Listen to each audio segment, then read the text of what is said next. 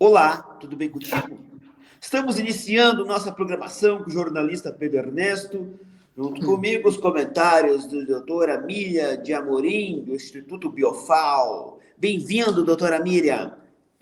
Bem-vindo, bem-vindo. Bom estar com vocês. A gente está nessa conversa gostosa, conversando sobre coisas da vida, sobre nossos caminhos. Vai ser muito rico esse encontro. Obrigada, Pedro. E nossa grande convidada, a querida atriz, Escola da Liberdade, tantas histórias para conversar aqui conosco, Marcela Leal. Olá, queridos, muito obrigada pelo convite, muito bom estar aqui. Marcela, se a liberdade não é conquistar o mundo, mas a liberdade, poderíamos dizer que é libertar-se dela, o que ainda nos mantém acorrentados, mesmo quando acreditamos que nós somos livres, Marcela? Nossa, é profundo isso aí.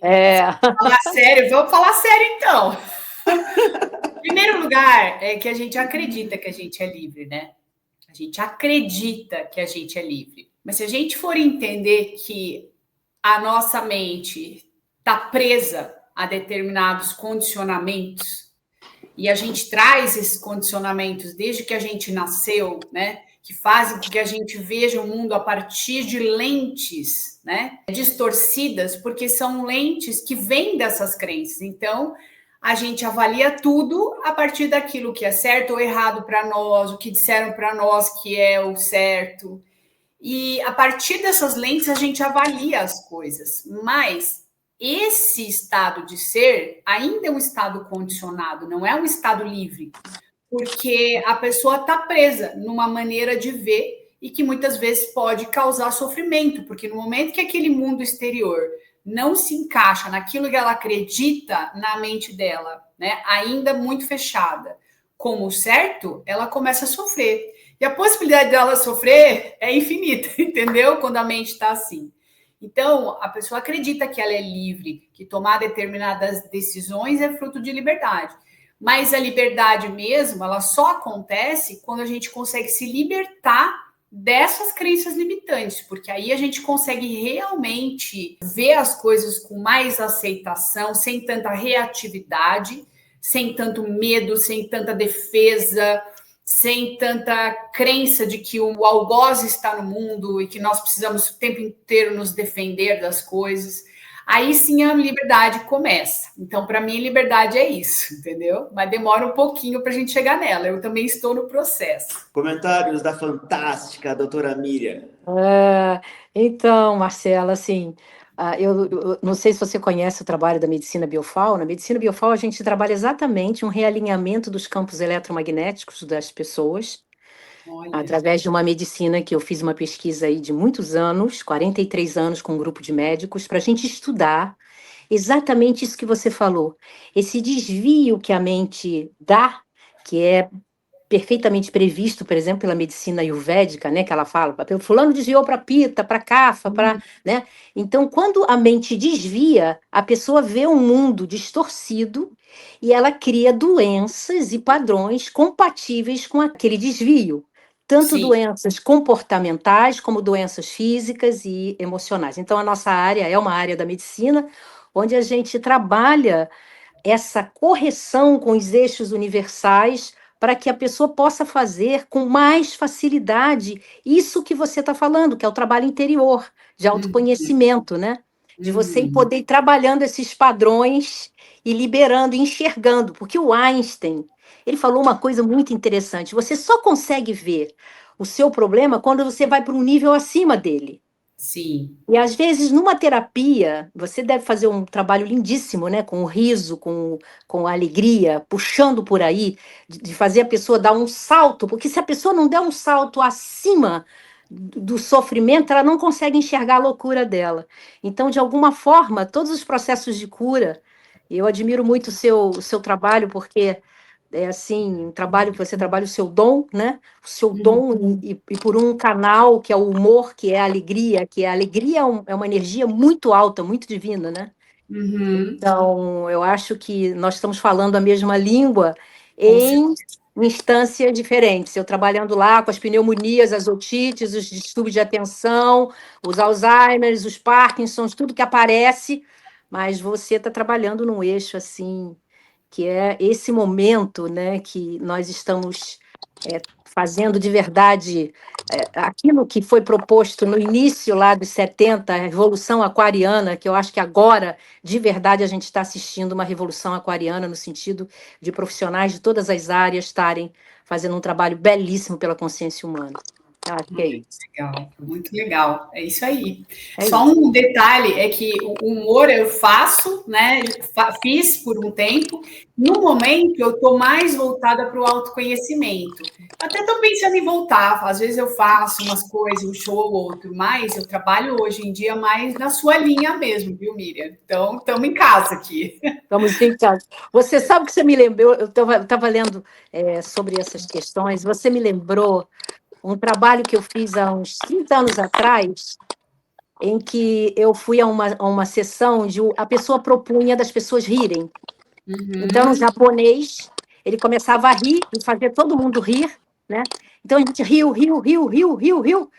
E depois, na semana seguinte, as pessoas foram contar os processos de cura que elas viveram de doenças seríssimas naquela semana, só com o riso, né? Então, assim, essas portas hoje que a gente está vendo com o som, né, com meditação, com tantas coisas que nos podem abrir. E o riso, né? Não só o riso, mas o estado de gratidão também. Tem vários caminhos para chegar no mesmo lugar.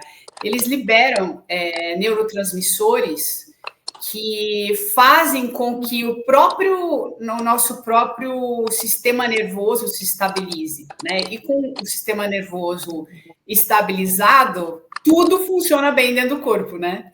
Então, o riso é um caminho, trabalhos de meditação são outro caminho, e todos eles levam para o mesmo lugar, porque o importante é que quando você altera o seu estado de consciência, a risada altera o estado de consciência, porque a pessoa ela precisa esquecer dos problemas quando ela ri, ela não consegue rir e estar focada no problema ao mesmo tempo, entendeu? Isso.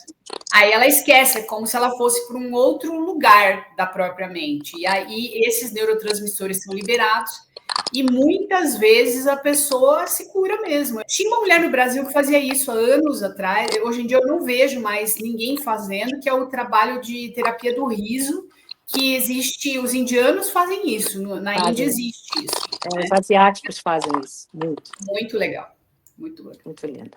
Marcela Leal, se a espiritualidade é muitas vezes confundida com fuga, como distinguir o despertar da simples anestesia da realidade? Eu acho que é pelo estado de consciência mesmo da pessoa, né? A pessoa, quanto mais consciente ela está, mais presente ela está. Então, ela não vai delirar, ela tem uma maneira de encarar o mundo muito realista, no sentido de que é muito diferente um devaneio de um estado de presença genuíno de alguém que está consciente.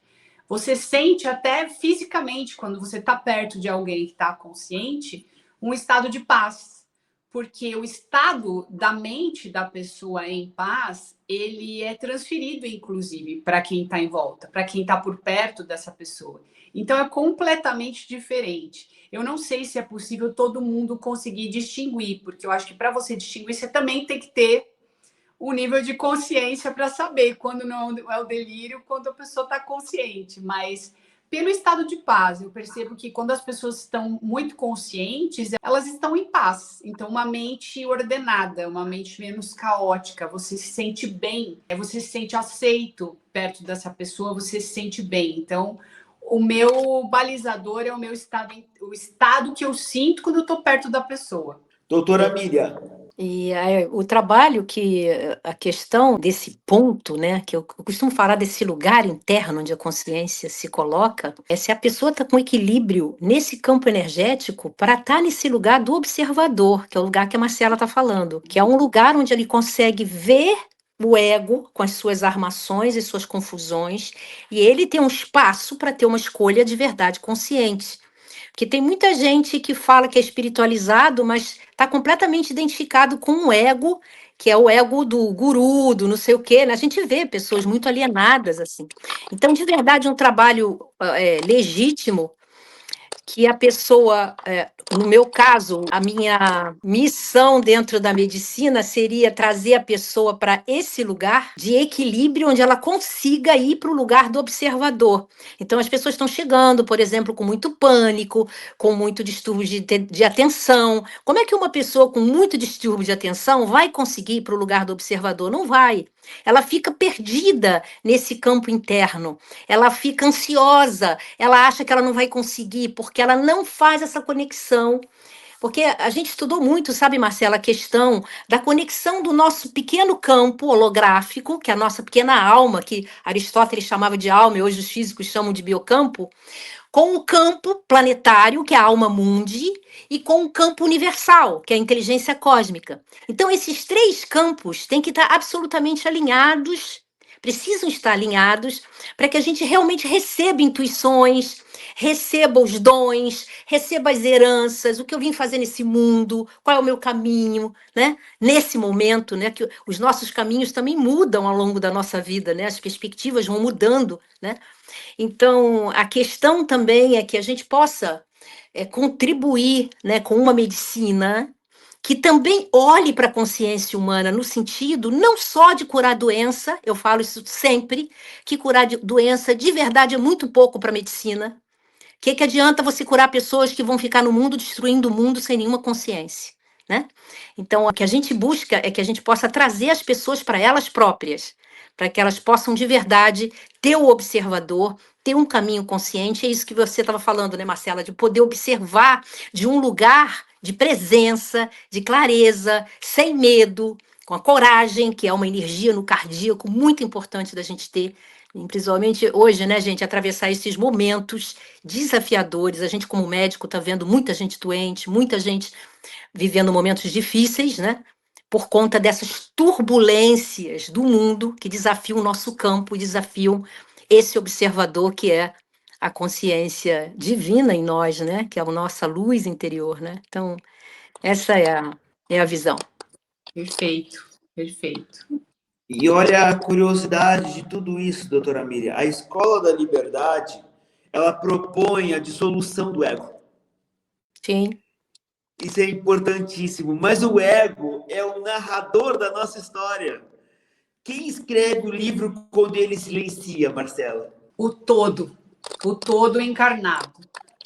A proposta da mente unificada ou não dualidade é exatamente você limpar esses canais, como a Miriam estava explicando, né? Para que você esteja aqui no mundo inspirado, né?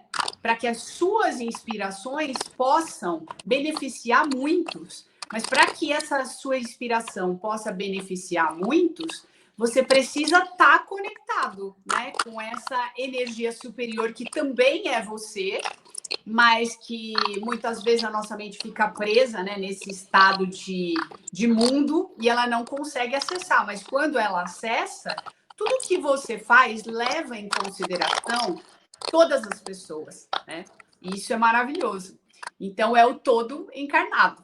E tem uma coisa que a gente estudou muito, né, para fazer essas geometrias sagradas desse campo que a gente trabalhou, esse campo do biocampo, que a gente estudou muitos anos. A gente viu também que algumas tradições, Marcela, elas falam que esse trabalho interior, quando você vai para esse lugar do observador e que vai no sentido de uma presença e de uma escolha, quem sou eu, né? Sou filho do Criador e estou escolhendo conscientemente isso, a partir de um ponto, o ego abaixa as armas. Sim. Abaixa as armas. Não é no sentido dele ser eliminado, mas no sentido dele ir para o lugar dele, também de servir a essa energia. Porque todos nós estamos servindo essa energia do amor, que é a energia universal. E o nosso ego, ele passa a ser obediente a essa energia também, como nós, de alguma maneira, precisamos nos realinhar, porque a gente fala, né, Marcela, não há caminho espiritual sem disciplina. Não há caminho espiritual sem disciplina. E o ego é um anarquista. O ego basicamente é um anarquista. Sim. E ele estava falando da história, né? Na verdade, a história ela continua. Quando a gente expande a consciência, não é que a gente não vai lembrar da nossa história. A gente lembra, mas a gente não tem mais aquele caminho neural, aquela conexão com o passado que nos conecta a experiências traumáticas, porque essas experiências traumáticas é que mantém a nossa mente fechada, é que mantém a gente na inconsciência. Então, você lembra, mas sem acessar a dor dos momentos que, quando essa mente está muito fechada, você está muito conectado com a história, você não consegue acessar. Então, para você acessar essa consciência superior, você desconecta dessa linha do tempo, né? De todo aquele passado e dos caminhos neurais que te levam ao passado e para a dor. E aí você consegue acessar isso aqui, que também é o que nós somos, né? Mas é o que nós somos amanhã, é o que nós somos no futuro. Então a gente traz esse estado de ser para cá e isso beneficia muito as pessoas. Então é como se a gente estivesse agindo aqui no nosso máximo, né? No máximo do nosso estado. Mas a gente não vira um ET, não é isso. A gente só está mais consciente. Então a gente consegue beneficiar mais pessoas porque a gente está acessando essa energia que tudo vê, que está além do nosso eu pessoal e além da nossa história. E assim, e no âmbito da medicina, eu te diria que o papel de você entrar no campo e trabalhar esses gatilhos, que são verdadeiros gatilhos, são bombas que explodem, né? A pessoa está bem feliz da vida dela, de repente recebe um zap, e ela vai ficar 3 meses na cama por conta daquele zap, porque estourou um gatilho. Então, a gente poder elaborar uma medicina que a pessoa vá transcrevendo esses traumas, né, suavizando essas marcas para que ela possa lidar com isso de uma forma consciente e fazendo seu caminho, né? Porque todo mundo tem sua caixa preta, né? Isso eu falo todo dia para os meus pacientes. Não se iludam, porque ninguém vai sair daqui sem caixa preta. O problema é aprender a não abrir a caixa preta. Exatamente. Exatamente. E se a gente se aprofundar ainda mais, a gente sabe que todo o sistema de pensamento é também uma prisão. Como evitar que a filosofia do não dualismo se torne apenas uma cela dourada? E o que seria mais difícil? Perceber a culpa que não existe ou aceitar que fomos nós que a inventamos? Olha, são 2 estágios, na verdade, diferentes, tá? Para se chegar nesse lugar, porque você não tem como entender que a culpa não existe se você não aceitar que foi você que inventou. Então, tomar consciência dessa invenção é ir para o mais fundo da mente, para o lugar mais profundo da mente e assumir essa responsabilidade, porque a partir do momento que eu entendo que foi criado tudo a partir da minha mente, eu posso descriar. Mas primeiro eu tenho que aceitar a responsabilidade. E não é fácil, porque, em geral, as pessoas não querem aceitar a responsabilidade, né? Elas querem botar o dedo para fora e falar, não, a culpa é do outro, o algoz está fora, né? Eu sou vítima e eu não tenho como resolver isso. Esse destino aconteceu aqui na minha vida e eu não tenho nada a ver com isso. Quando a pessoa pensa assim, ela está muito apegada ao ego, ela não tem como se soltar e acessar esse lugar além da culpa, né? Que é um lugar muito profundo na mente. Então, são estágios diferentes, mas é possível, sim, num lugar muito profundo, você entender isso, tá? Mas é muito próximo da iluminação. Quando você solta a culpa, o próximo estágio, na verdade, você não tem mais aprendizado nesse mundo. Então, se você não tem mais o que aprender nesse mundo, porque você iluminou, você nem fica muito tempo por aqui, entendeu? Porque quem está aqui tem ego e tem coisa para aprender, tem coisa para integrar. Então, esse entender é o primeiro passo, e o segundo é você transcender essa culpa e entender que você, em essência, é inocente, né? Porque você é puro amor em essência, você tem as mesmas características do todo, né? Vida, eternidade e amor. Então, isso é a transcendência da culpa. E a questão que se a pessoa tá, a minha experiência aí de quase 50 anos de medicina, ouvindo gente todo dia, se a pessoa tá num padrão preso, com uma mágoa de 30 anos, uma raiva, uma vontade de vingança, fulano de verdade foi o culpado. Eu já vi pessoas 30 anos presas à mesma história. 30 anos. Então, se a pessoa não consegue sair desse padrão, ela precisa, no mínimo, ter consciência que ela está presa num padrão mental, nesse campo do biocampo, ela está num buraco negro, ela está sem energia para sair dali. Então, ela precisa procurar ajuda, uma medicina, uma terapia, alguma coisa que vá ajudá-la a ver isso de outro ângulo e começar os fluxos do campo. É isso que a medicina biofal faz.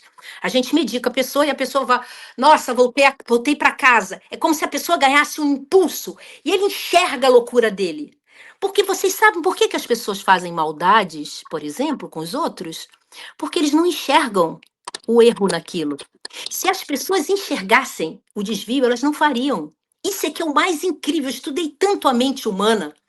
Então, as pessoas essencialmente são amor, né? Quando você cura uma pessoa, por mais cruel que ele tenha sido, ele volta para esse estado e volta, às vezes, com muito mais força do que um que foi razoavelmente bom a vida toda, porque ele conhece o inferno, ele conhece o submundo e ele sabe sair dali como um filho de Deus. Ah, e sai com a espada na mão, não é isso?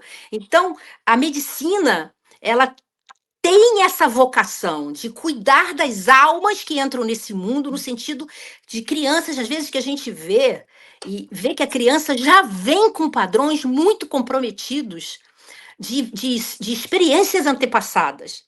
Você vê a criança com lares absolutamente coerentes, amorosos, a criança está com uma história lá de uma guerra na cabeça, uma confusão, que nunca experimentou aquilo. Então, assim, você tem que tratar esse trauma que ela trouxe com ela, né? Então, ter essa consciência, a gente está fazendo esses encontros aqui, né, Pedro, que é para trazer as pessoas conhecerem caminhos possíveis de sair dos atoleiros, sair dessas margens, sair desse campo estagnado, porque é hora, gente, da gente ser quem a gente é. Eu vi um cara falar uma coisa muito linda outro dia. Nós somos o que somos, isso é o bastante. É verdade, isso é tudo. A gente só quer ser a gente mesmo, né? Cada um com o seu dom, com a sua expressão, com a sua alegria, com a sua firmeza, com a sua vida, com a sua história, com os seus antepassados que ele carrega, com todas as heranças, as danças, os ritmos, os sonhos. Então, é disso que nós estamos falando aqui, do resgate de si mesmo, né? É isso, Pedro. E a vida, doutora Miriam, ela nos treina para sermos alguém, mas o não dualismo, ela nos convida para sermos ninguém. Sim. Vocês já pararam para pensar nisso? Sim. E qual dos dois seria mais insuportável para essa sociedade moderna? Ah, Marcela. Vai, Marcela. Sim. O mais insuportável, sem dúvida, é ser ninguém. Porque mais o paradoxo é que exatamente no ser ninguém é que está a liberdade. Porque, de novo, voltando àquilo que você falou sobre a conexão com a história, né? Quanto menos conectado você está com a história, quanto mais livre você está do seu eu pessoal, mais livre você está mentalmente de tudo. Então, é exatamente isso que é a não dualidade. É só você continua sendo chamado de Pedro, mas você está em paz, né? Porque a sua mente não está mais presa àqueles padrões do passado. Então, é só isso que é não dualidade. Parece algo muito diferente, mas, na verdade, é um estado de ser, de presença mesmo. Essa história é muito linda, que a gente estudou muito, a árvore da vida de Sefiró, e alguns símbolos sagrados internos para compreender esses centros de consciência humana. E tem uma história linda que foi... todo o tempo do nosso trabalho, a gente viu que esse campo ele tem polaridade, ele é on-off, ele é yin e yang, o tempo todo. E nós vivemos nessa polaridade, como alma que somos, como esse ser consciente que somos, nós vivemos um lado de profunda vulnerabilidade e grande poder. Nós temos que lidar com os dois lados. E aí entra muito o símbolo da taça do Graal, Faça a traça do Graal. Que taça é essa, meu Deus do céu? Estava lá na mão de Maria Madalena, passou aonde? Essa taça, na realidade, somos todos nós somos essa taça. A taça que, quando a gente se esvazia, que é isso que a Marcela estava falando, a gente se esvazia das identificações com o ego, com histórias nada a ver, né? Com histórias que não pertencem ao amor, né? A nossa verdade, a gente fica preso, enchendo a taça de um monte de confusão. Quando a gente se esvazia, a gente consegue experimentar, primeiro, uma sensação de vulnerabilidade. A minha taça, meu Deus, quem sou eu? Sou nada. Mas depois entra o vinho do espírito e a plenitude, entra o poder. Então, essa é a grande dança, né, gente? Que a gente tem que aprender a dançar, de aguentar essa vulnerabilidade, esse vazio, e ao mesmo tempo, quando a taça está cheia, a gente. E o medo que dá, né? O amor que somos, dá muito medo. Passagens, né, Marcela? E portais, e muita história, né, Marcela? Muita história. E aí me faz pensar sobre morte, doutora Miriam, Marcela. A morte é frequentemente vista como um fim. No olhar do não dual, não é. Vocês concordam? Mas a morte não seria, então, um personagem que nós precisamos desmascarar? Então, a morte, ela faz parte de todo esse sistema de pensamento que prende a mente da pessoa nessa individualidade, que também é alienante, né? Porque você não consegue ver nada além daquilo que aquele ego te permite ver, que é a sua história de vida, o seu pessoal dentro de uma linha do tempo. Então, nesse sentido, é que a individualidade pode ser alienante ou um problema, entendeu? Então, a gente vai se desfazendo aos poucos disso. Eu só queria lembrar de uma outra coisa que a Miriam falou, a doutora Miriam falou, que eu achei super importante com relação a essa coisa da gente ir se como é que você falou? Liberando das identificações. Liberando das identificações, exatamente. A gente vai se libertando dessas identificações e a coisa vai ficando mais leve, vai ficando mais tranquila para nós. Quanto mais tranquila, mais feliz a gente... lembrei. Existe um ganho em se manter nesse lugar. Por isso que é tão difícil a gente soltar, né, essa dualidade, essa mente dual. Porque a nossa mente egóica, que mantém a gente na dualidade, vê ganhos em várias coisas, inclusive no próprio sofrimento. Sim. A gente vê ganho, a gente, enquanto humanidade presa num sistema de pensamento da Matrix, de ego, né? Vê ganho no sofrimento. Se eu deixar de sofrer, quem eu serei? Como é que eu vou receber atenção? Entendeu? Inclusive, a doutora Miriam, que estuda a doença, deve saber disso, né? Quantas coisas a gente não cria para a nossa vida para receber atenção, porque é um pedido de amor. Um curso em Milagres fala que ou você está no amor ou você está pedindo amor. Só existem essas duas formas de estar no mundo. E muitas das nossas doenças, e de uma forma muito inconsciente, são pedidos de amor, porque a pessoa não sabe fazer isso de outra forma. E aí, quando ela percebe que ela fica doente e ela é cuidada, ela é vista, ela somatiza algo, ela cria algo para justamente poder receber aquilo que de outra forma ela não sabe como conseguir. Mas de verdade, ela só vai encontrar isso que ela está buscando dentro dela, num trabalho muito profundo de autoconhecimento. Então, sair desses ganhos no sofrimento, tem água para rolar embaixo dessa ponte, tem muito. A primeira coisa que a pessoa tem que... A gente vê nitidamente que tem paciente que, quando vem que o processo de cura vai entrar e que ela vai se curar mesmo, ela cai fora, ela não quer. Ela sabota o tratamento, porque ela não quer se libertar de verdade, porque é crescer, curar é crescer, é virar adulto. E virar adulto implica em abrir mão de muitas coisas, de si mesmo, né? De esvaziar essa taça, né? Quem sou eu, né? Quem sou eu? Às vezes as pessoas chegam para mim e falam assim: mas doutora Miriam, eu não sei o que eu vim fazer nesse mundo. Sabe sim. Todo mundo sabe, você veio ser você mesmo. E se você não sabe, você cria todo dia. Eu vim nesse mundo para ser eu mesmo.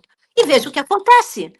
Então, as pessoas, é isso que essas escolas hoje estão fazendo um trabalho lindo, assim, de ensinar as pessoas a serem criativas dentro do processo. Porque senão elas ficam repetindo, eu não consigo, eu não sei o quê, a Deus esqueceu de mim, e fica nessa ladainha, usando a energia ao contrário, né? Então, buscando esses caminhos, gente, luminosos, e necessariamente, hoje eu acho que tanto a consciência como a saúde é conexão. Conexão. Se você se sente desconectado, exilado, esquecido, abandonado, você está desconectado da grande energia interior sua. Busque conexão. Vá chamar alguém, né? Só mais uma coisa, eu estou acompanhando os trabalhos do Joe Dispenza, não sei se vocês conhecem. Sim, conheço, muito. As curas que estão acontecendo lá com meditação são assim, absurdas. Qualquer pessoa do mundo olharia para aquilo e falaria: é impossível você curar um câncer estágio 4 numa meditação, num fim de semana, entendeu? E as pessoas estão acessando com mais facilidade esse estado, principalmente quando se estabelece um campo, uma egrégora. Então, tudo é possível, gente. Tudo é possível. A questão é o quanto a gente está preparado para aceitar isso, né? E aberto. Exatamente. E a gente percebe também, Marcela, que todo mundo hoje busca luz, energia, busca iluminação, diz que é espiritual, enfim, são tantas pessoas iluminadas hoje nesse planeta que todos querem troféu. Muitas pessoas querem um troféu porque são iluminadas. Mas o que acontece quando essa espiritualidade tão iluminada, cheia de física quântica, se torna um excesso de vaidade? A pessoa está presa no mesmo lugar. O ego, na verdade, ele só arranjou uma maneira mais sofisticada de se esconder, entendeu? Porque agora ele não está mais escondido nos status do mundo, né? Na busca de status no mundo, ela vai buscar status na espiritualidade, entendeu?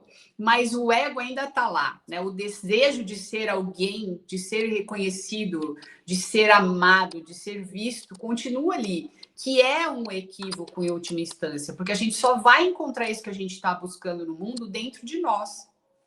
E é justamente no desapegar desse desejo, que acontece muito gradualmente, se a pessoa tiver um treino muito profundo de autoconhecimento, no desapegar desse desejo é que acontece esse encontro com aquilo que a pessoa sempre buscou a vida inteira, só que ela estava buscando fora, né?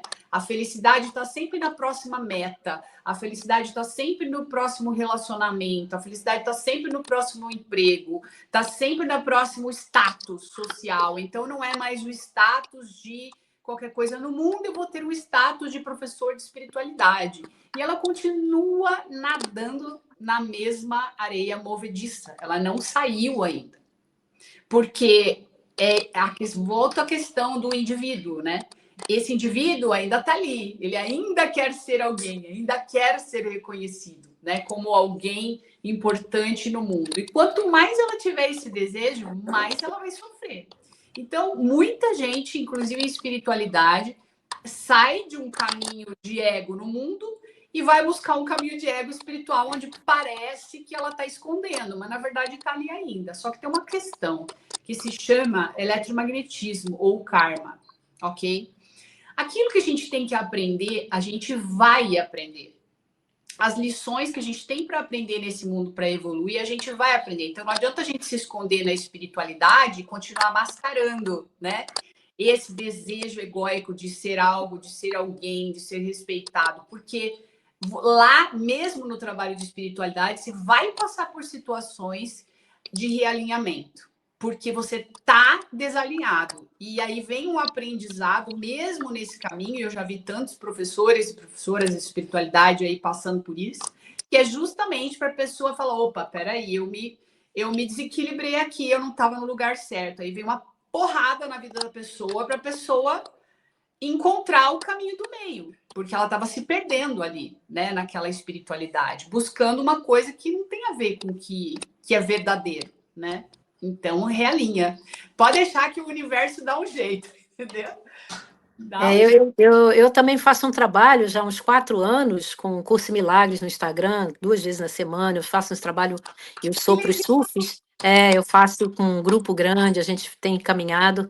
E a grande questão que você falou, e eu só acrescentaria assim, o cuidado de não andar buscando mais gurus.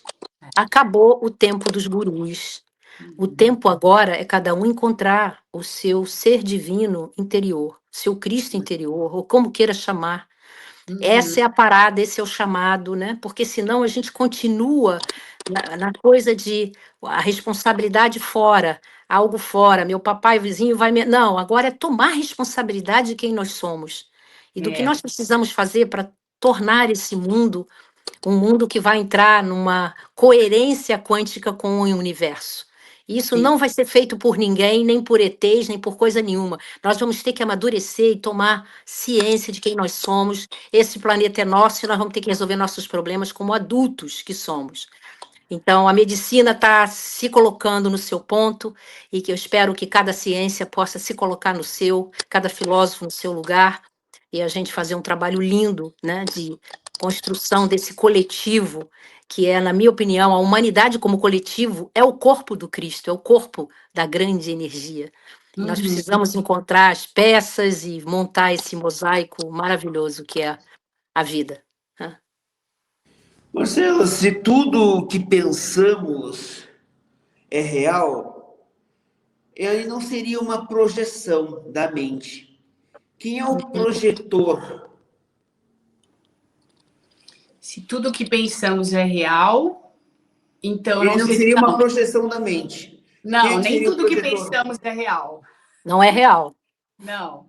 E qual que é a segunda pergunta? Então você afirma que não é real. Mas se não é real, quem é o projetor dessa projeção? Essa é a grande pergunta. De onde vem o pensamento? Então. De onde vem o pensamento que vem, que passa como uma nuvem, né? Então, tem uma metáfora que eu uso muito nas minhas aulas e que um curso em Milagres traz isso brilhantemente, que é a metáfora do filho único. Ela explica isso. E se você me permite, vou tentar explicar rapidamente aqui. Isso tudo é algo muito metafórico, tá? Mas é que as coisas abstratas, elas precisam de símbolos, né, para serem traduzidas no mundo. Então, ele diz no livro que Deus, por extensão de si mesmo, ou seja, o todo, para compartilhar o seu amor, criou um filho único. Mas dentro de si, ou seja, é tudo uma coisa só, né? Tudo é amor, tudo é vida, tudo é eterno, tudo é uma coisa só. Este filho único teve um pensamento, né? Uma imaginação. E se eu fizesse como o meu pai fez e também criasse algo meu, né? Ele me criou, deixa eu me criar alguma coisa também. No momento que ele pensou, ele imaginou isso, fazendo qualquer coisa parte da fonte, Big Bang. Passado, presente, futuro. E o pensamento, que não é real. É daí que surge o nome ilusão ou projeção. Tudo que acontece no mundo e que existe nesse mundo é uma projeção. Em última instância, não é a realidade. A realidade é imaterial, é abstrata e é unificada. É tudo uma coisa só. É uma onda, não é partícula. É tudo uma coisa só. Então, o pensamento, quando o pensamento começa a existir, começa algo que uma individuação, entendeu? Uma separação. Então, o pensamento já faz parte da dualidade, ou já faz parte da ilusão. Na unidade não existe pensamento, tudo é uma coisa só. Então, é difícil explicar rapidamente isso, mas por um curso em Milagres fica mais fácil de entender o porquê o pensamento não é real. Porque realidade é vida, é unidade, é abstração pura. É isso. Tentei, né? Na realidade, é uma grande dança que o Criador, o Filho, criou uma possibilidade dele se experimentar, né? Ele experimentar a criação e o amor através dele mesmo, porque tudo é ele. Nós todos somos ele. Esse é que é o mais incrível, é um grande holograma Porque na física a gente começa a entender pela holografia que nós estamos dentro de um grande holograma, e aí é aquela história do Hermes Trismegistus, o universo é mental, tudo é mental, né? Então, é uma forma... Porque se Deus não criasse a manifestação, ele não experimentaria quem ele é. Por isso que tem que ter a polaridade do não ser e do ser, para que ele possa saber quem ele é, através de cada um de nós. Isso é muito complexo, né? Mas a gente vai costurando. É lindo. Deus é lindo, maravilhoso. Milagres é bem polêmico, mas é o que para mim faz mais sentido, sabe? É o que aprofunda bastante nessa... Mas agora me confundiu. O não dualismo dissolve o eu, mas ele não há o eu. Não há. Não há o eu. Não há o eu, então, só... Não tem eu, só tem eu sou. Então, não expressa. Não expressa. Na verdade, assim, tem uma pergunta que muitas pessoas fazem quando começam a estudar essa metáfora do filho único, que é assim, mas por que esse filho teve essa imaginação que nunca foi real? Por que ele teve essa imaginação? Porque aí é o início do ego, do sistema de pensamento do ego, né? O início da ilusão. Por que ele teve? Na verdade, essa pergunta não tem resposta, porque ele vai voltar a lembrar que isso nunca aconteceu, entendeu? Então, ele não teve. Para a gente retornar à unidade e lembrar que a gente é um, a gente vai chegar a um ponto onde a gente vai ver que não é real, que nenhum pensamento nosso teve efeito real. Mas isso é algo muito metafísico, né, dentro da própria mente. Então, é isso. Ele nem se experimentar. Na verdade, o que ele diz em O Curso em Milagres é que Deus continua mantendo a realidade como realidade. Ele não dá realidade para o mundo. Deus, em Um Curso em Milagres, não criou o mundo. Por isso, o mundo nunca será real, porque para ele ser real, Deus teria que dar realidade a ilusões. E ele continua sendo unidade. Por isso que a gente vai conseguir lembrar que a gente é unidade um dia. Sim. É um grande jogo. A gente está dentro de um jogo. Né? Isso. Um jogo de Deus brincando com ele mesmo. Eu sei, mas... Não, e só que é um jogo de Deus brincando com ele mesmo. É ótimo. Então a gente não precisa se preocupar com nada, porque no final ele vai vencer. Porque o jogo é dele, só tem ele. Exato. Muito bom. Por que a gente se preocupa, né? A gente se preocupa. É incrível. Muito Marcela bom, Marcelo. Leal, muito obrigado pela participação em nossa programação. Obrigada a você pelo convite, pelo papo tão profundo aqui. Eu não sabia que ia ser tão profundo. Obrigada. Muito lindo. Muito obrigada. Obrigado, doutora Miriam de Amorim. Obrigada, Pedro, por esse lugar da gente trazer essas conversas que fazem as pessoas refletirem. O trabalho do Curso em Milagres é exatamente isso, né? É aquela pérola que a pessoa leva toda semana, todo dia, e vai fazendo um caminho interior para compreender essa profundidade que é nessa essa holografia da vida, como essa vida é, desse amor cósmico funciona. Muito lindo. Muito obrigada por essa oportunidade. Obrigada, viu, Marcela? Conhecer, um grande prazer te conhecer. Obrigada, prazer querida. Também. Beijo grande. Com oferecimento Instituto Biofal, quero agradecer a todos pela participação em nossa programação. Até lá!